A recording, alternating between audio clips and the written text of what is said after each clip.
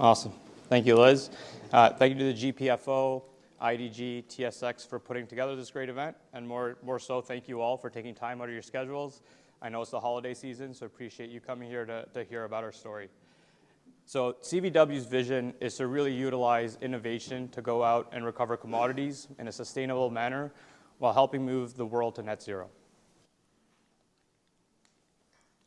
Within that, the one thing I'd like you to take away from this presentation is that we have a technology that can produce 12 million barrels of oil per year, produce some of the greenest critical minerals in the world, but do it completely from reprocessing waste.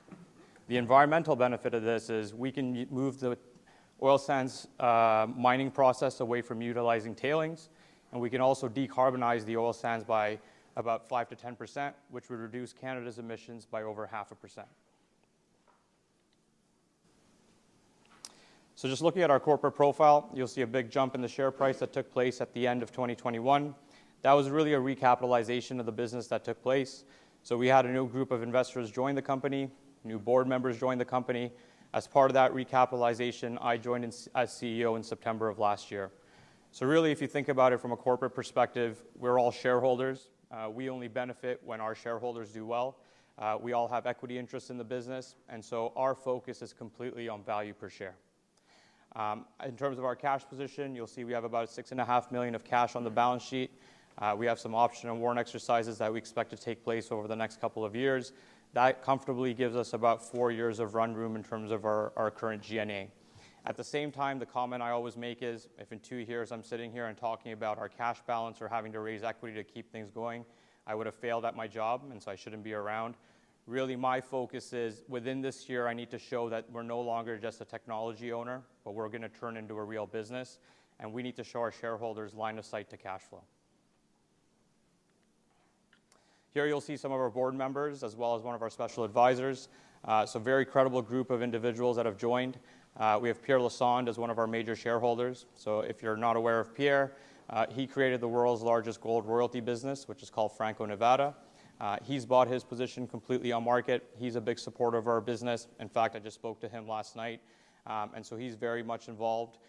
We have Darren Morcombe on our board as well, very successful entrepreneur, created the world's largest gold refining business in Switzerland, has his own family office as well, and he's a big supporter of the business. And we have John Brusa, based in Calgary, sits on a variety of boards, chairman of the largest independent law firm in the city. So we have very credible company builders on the board. As a young CEO, it was important for me to be aligned with folks that have done this multiple times before, understand how building a business works, and really have their support in moving this business forward.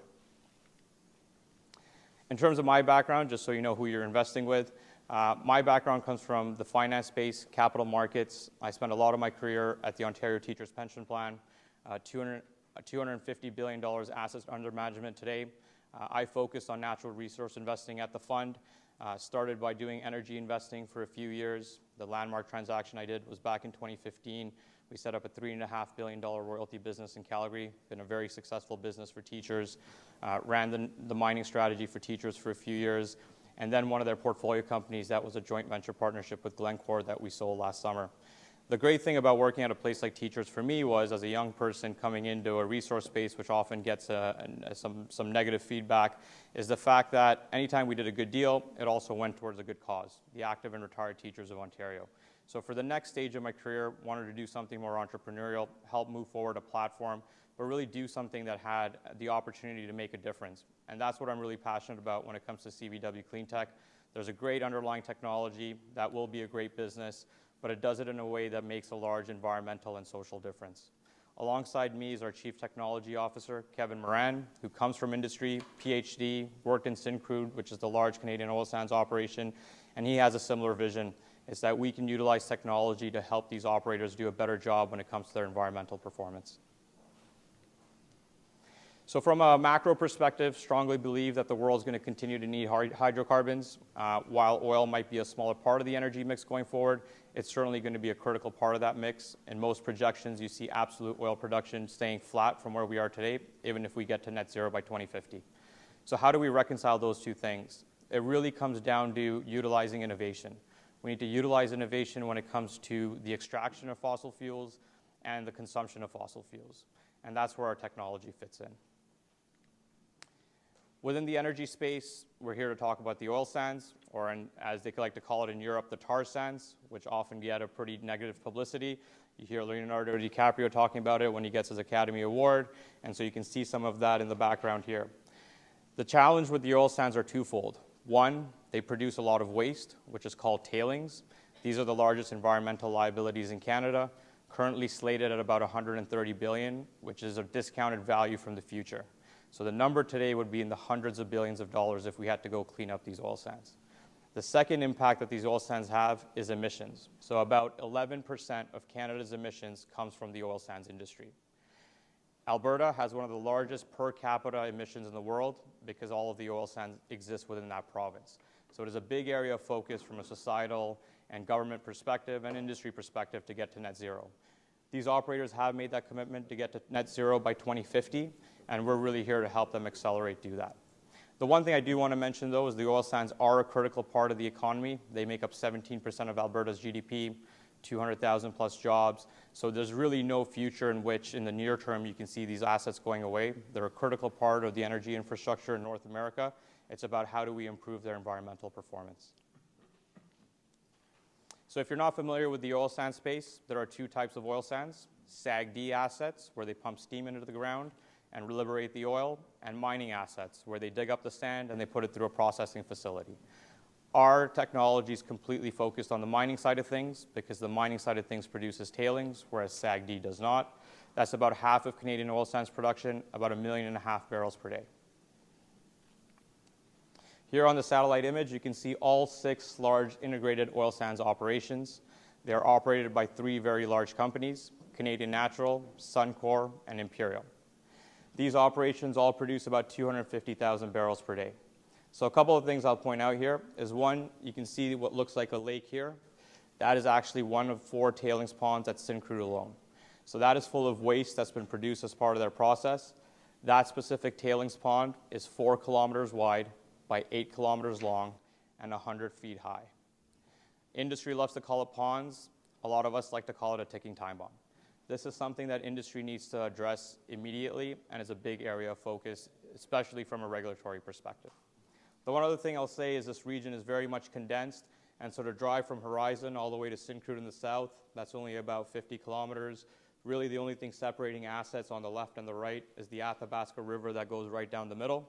So that is a concern from an environmental perspective, but it's also why they're producing where they are, because they require a lot of water for their process, and that comes out of the Athabasca River.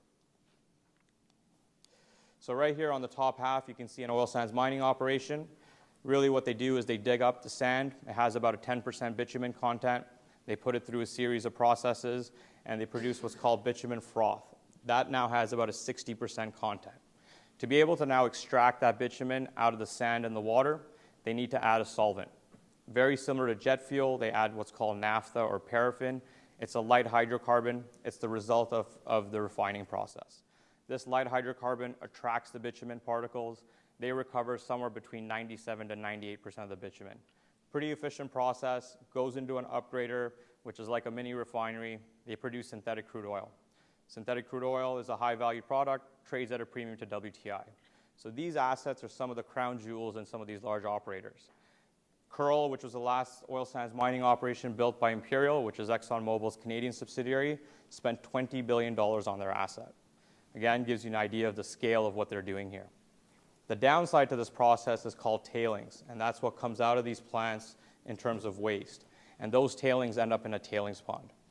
Froth treatment tailings, which come out of the froth treatment plant, are especially challenging to deal with. They have high levels of hydrocarbons, about 2 to 3% bitumen, but also about 0.2 to 0.3% solvent that they've lost in their process. All of that ends up in a tailings pond. The challenge there is, especially with the solvent doesn't exist naturally. It's a part of the refining process. So when it goes into a tailings pond, it turns into a few things. One of the things it turns into is called VOCs, or volatile organic compounds. These VOCs exist in their plants as well, and they put in vapor recovery units. We would have one in our technology to be able to take all those vapors in, because if you had your workers walking around there, it'd be really bad from a health and safety perspective. The challenge is you can't put a vapor recovery unit over a tailings pond 4 kilometers wide by 8 kilometers long. So these VOCs are just emitting into the air. This is a big concern from communities in the region. You can smell the oil sands from 10 kilometers away.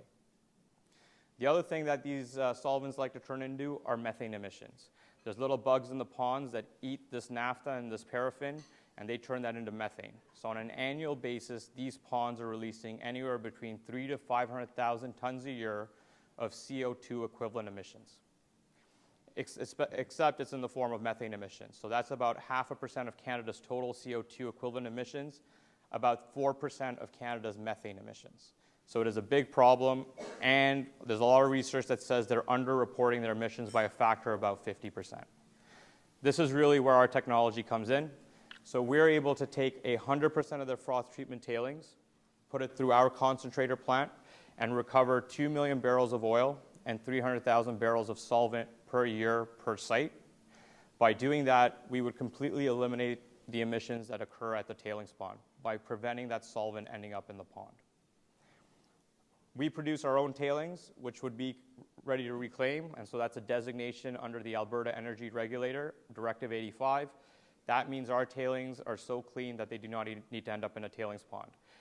You can't really measure any of the solvent in there because it's been removed, very low levels of bitumen, and so we can go back into their old mine site, they can start covering up their pits, and over time remediate the land. So we provide them the step change in environmental performance that they just don't have today. And the final piece that we can provide is minerals. So we can produce a critical minerals concentrate that goes into a mineral separation plant where we can recover zircon and titanium. Both are critical minerals here in Europe as well as in the US. Zircon's used in nuclear power applications. Titanium's used in a whole host of aerospace applications, so clearly critical minerals. And so we're able to recover that. We could be 6% of the world's zircon, 8% of the world's titanium, completely from waste with a negative carbon footprint. So your technology has zero tailings, you say, in the pond? That's right. Okay. Yeah, so the others do. That's what the operations do currently. They need the tailings ponds to put their waste into it. Given the quality of our tailings, they would be Directive 85 compliant, so they can go into future tailings management plans. The operators get their plans approved by the regulators, so they can put it into clean lakes, or they can start revegetating the land. To date, they've only remediated less than 1% of the land that they've disturbed, so we can help accelerate that process. So value proposition, we recover valuable commodities, hydrocarbons and critical minerals from waste. By doing this, we decarbonize the oil sands. We reduce the operator's operating costs through lower carbon taxes, lower tailings to manage on site, and we provide the step change to tailings management. All of our emissions numbers have been verified independently, and so there's right here ERA, Emissions Reduction Alberta, SDTC, Sustainable Development Technology Canada. They're agencies, one's provincial, one's federal, that have provided us funding for our technology. They went out and hired independent firms to review our emissions numbers. The numbers they came back with are closer to 700,000 tons per annum. We conservatively use the number 380,000. We like to be a little bit friendlier to industry, utilize the numbers that they report, but this is the numbers we use in our base case. So all of this has been independently verified. The science behind it has been verified. So there's nothing really here that people can challenge. If anything, that number that we reduce can be much higher. Here we talk about some of our commodities that we produce. I mentioned the hydrocarbons and critical minerals. Two other things I'll mention is we recover water. So we reduce the water draw from the river for the operators by about 2.9 million meters cubed per year. So that's a pretty big deal.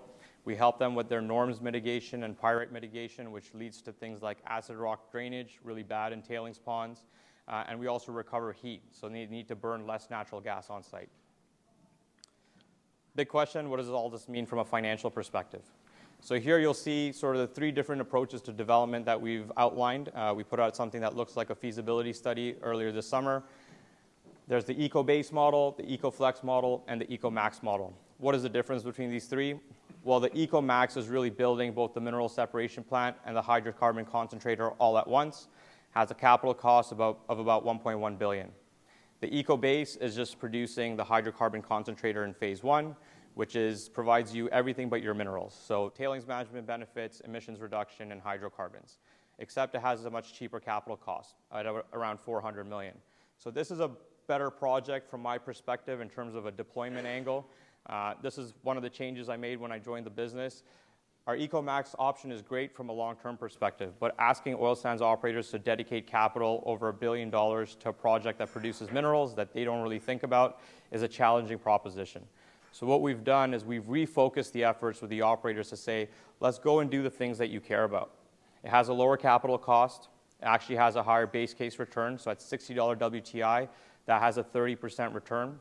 And we can do it in a way that's much more competitive from a financing perspective. About 60% of the total revenue comes from hydrocarbon recoveries.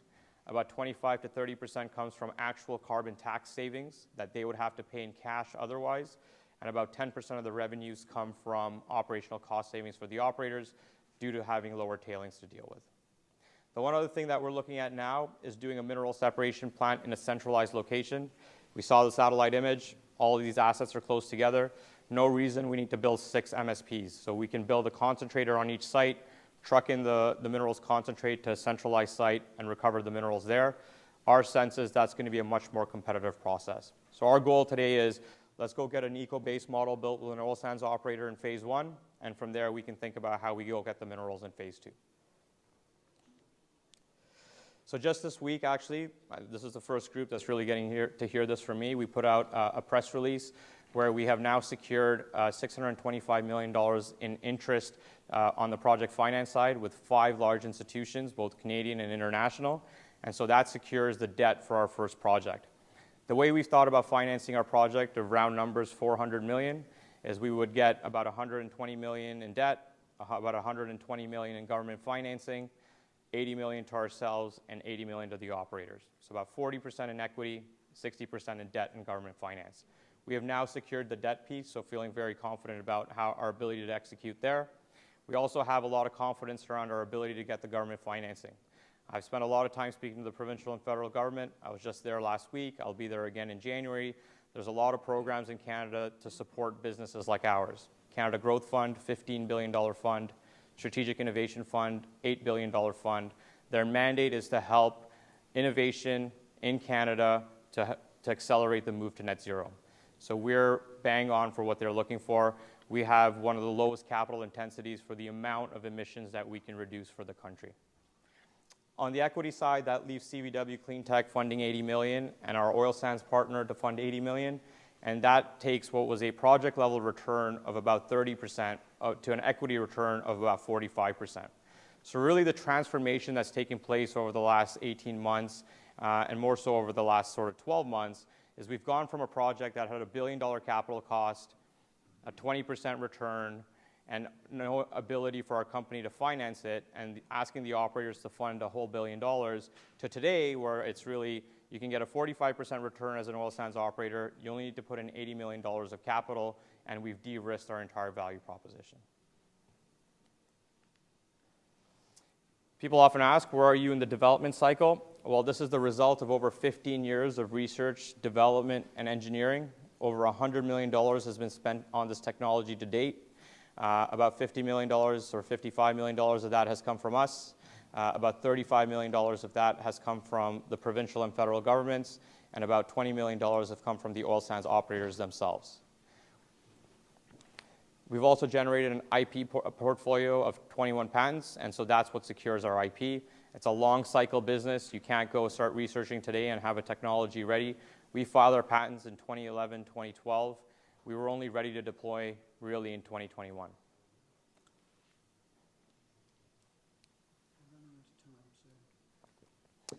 Last thing I'll say, we've run a very successful pilot plant that you can see here. This was done with full oil sands involvement. After that, we did a feed study with Canadian Natural as our partners. So industry has been there alongside us to be able to get the technology to where we are today. And so it's something that they recognize can make a difference. Now it's about moving it forward towards commercialization. We're currently in discussions with Indigenous groups to bring on as partners, which we expect to announce early next year. Very good relationships with the government who are helping us move this technology forward. A lot of incentives coming out that should help us get there. And then really the focus is on building that relationship with the oil sands operators to get them to move forward and build one of our technologies. So our focus has been de-risking the project over the last 6 to 8 months. There's some more news that will come out around that in the first quarter of next year. And then it's really about leveraging our relationships with stakeholders and the operators to move towards our first project. So I'll stop there. I know I'm running out of time. Okay, we're going to have to stop it there. Tea break. Thank you very much indeed. Awesome. Thank you.